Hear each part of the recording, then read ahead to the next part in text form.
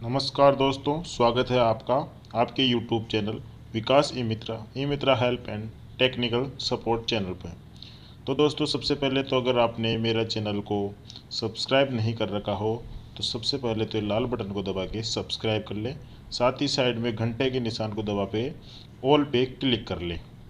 तो दोस्तों, मैं आज आपको मोक्ष कलश यात्रा के बारे में बताने जा रहा हूँ। तो हम चलते हैं वीडियो की तरफ।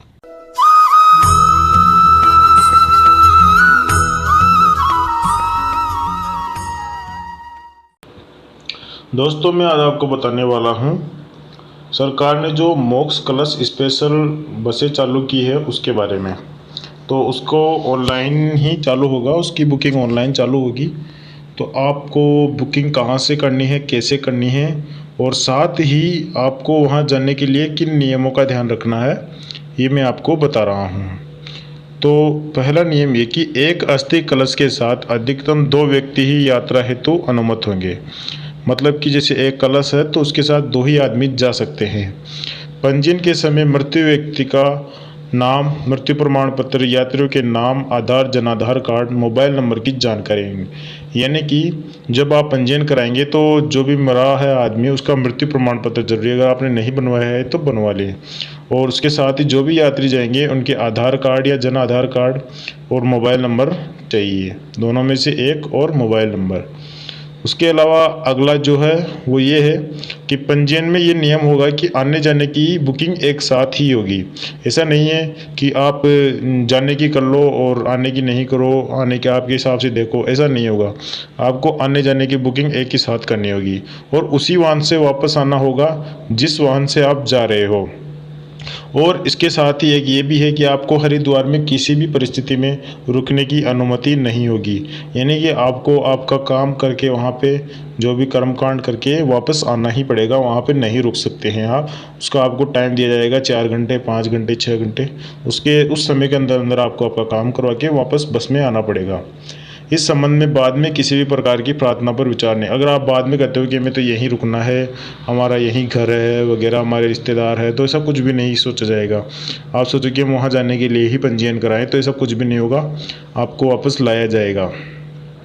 अगला जो है, उक्त यात्रा है तो पंजीयन करते समय तथा बाद में यात्रा के दौरान अपने पास मोक्षधाम निगम पालिका पंचायत द्वारा जारी मृत्यु प्रमाण पत्र अपने पास रखें एवं यात्रा के दौरान परिचालक द्वारा मांगे जाने पर मृत्यु प्रमाण पत्र प्रस्तुत करें। यानी कि एक तो आपको पंजीयन कराते समय मृत्यु प्रमाण पत्र लेके जाना है, उसके अलावा आप जब यात्रा करोगे तो उसके समय भी आपको अपने पास में रखना होगा। और जब आप वहाँ से आगे भी जाओगे कभी भी कहीं भी, तो वहाँ भी आपको साथ में रखना पड़ेगा, हरिद्वार में भी। और अगर आपका कंडक्टर मांगे तो आपको उसको दिखाना भी पड़ेगा। उसके बाद आगे है, वाहन में यात्रियों के मध्य उचित दूरी रखते हुए अधिकतम 30 यात्री ही बिठाए जाएंगे। मतलब कि एक बस के अंदर 30 ही आदमी बिठाए जाएंगे, 2 सीट वाले में 1 आदमी और 3 सीट वाले में 2 आदमी। इस प्रकार से बस में बिठाए जाएंगे और टोटल 30 यात्री ही बिठाए जाएंगे। पंजीकृत यात्री को ही यात्रा की अनुमति होगी। जिसके नाम से आपने पंजीकरण कराया है, जिन 2 लोगों के या एक आदमी के, तो आपको उन्हीं को यात्रा करने की अनुमति नहीं होगी। ये नहीं कि आपने पंजीकरण अपने नाम से करवा लिया, यात्रा आप किसी और को करवा रहे हो। तो और आपको अपनी आईडी भी साथ में रखनी होगी, जिस नाम से आपने पंजीकरण करवाया उसका आधार कार्ड या जन आधार कार्ड, पहचान पत्र वगैरह आपके साथ रखना पड़ेगा। सभी यात्रियों को मास्क पहनकर यात्रा करना अनिवार्य होगा। तो ये तो कंपलसरी है, आजकल आप कहीं भी जाओ तो मास्क तो आपको पहनना ही है। मास्क नहीं होने पर बस स्टैंड के अंदर प्रवेश नहीं मिलेगा। पहली बात तो आपको मास्क नहीं होगा तो बस स्टैंड के अंदर ही प्रवेश नहीं मिलेगा। और अगर आपको पुलिस वाले मिल गए तो 200 रुपये का चालान वैसे ही देना पड़ेगा। वाहन में कोई भी यात्री पान, गुटखा, बीड़ी व सिगरेट का उपयोग नहीं करेगा। ये तो खैर सीधी सी बात है, आप भी समझते हो कि ये कैसे करने देंगे, क्योंकि पान गुटखा आप खाओगे तो थूकना पड़ेगा, और थूकना तो आपको पता ही है।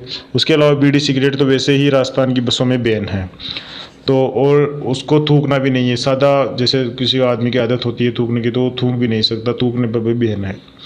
यदि यात्रा के दिन इस संबंध में केंद्र सरकार किसी भी राज्य सरकार द्वारा कोरोना संक्रमण अथवा अन्य कोई विपरीत परिस्थिति की वजह से यदि कोई अन्यथा निर्णय हो जाता है तो राज्य सरकार निगम की जिम्मेदारी नहीं होगी। यानी कि अगर केंद्र सरकार अचानक ही नियम बदल दे और केंद्र सरकार वापस से पूर्ण लॉकडाउन का आदेश दे देती है जैसे पहले हुआ था, तो ऐसी स्थिति में उसका कोई भी जिम्मेदारी नहीं होगी राज्य सरकार की। उनका मानना पड़ेगा और पूर्ण लॉकडाउन का समर्थन करना पड़ेगा और बसों को वापस बंद करना पड़ेगा। इसके अलावा कोरोना वायरस महामारी के संबंध में राज्य सरकार द्वारा जारी दिशा निर्देशों का पालन भी यात्रियों को करना पड़ेगा। और अधिक जानकारी के लिए आप रोडवेज के कंट्रोल रूम मोबाइल नंबर पे भी कॉल कर सकते हैं, जो नंबर है 9549456745। साथ ही टोल फ्री नंबर भी है जिन पे भी आप बात करके सूचना प्राप्त कर सकते हैं। टोल फ्री नंबर है 1800200103। साथ ही मैं ये नंबर आपको डिस्क्रिप्शन में भी दे दूंगा, तो आप वहाँ से भी देख सकते हैं। तो अब आगे बात आती है कि आपको ये रजिस्ट्रेशन कहाँ से करवाना है। तो आप ये रजिस्ट्रेशन दो तरीके से कर सकते हैं।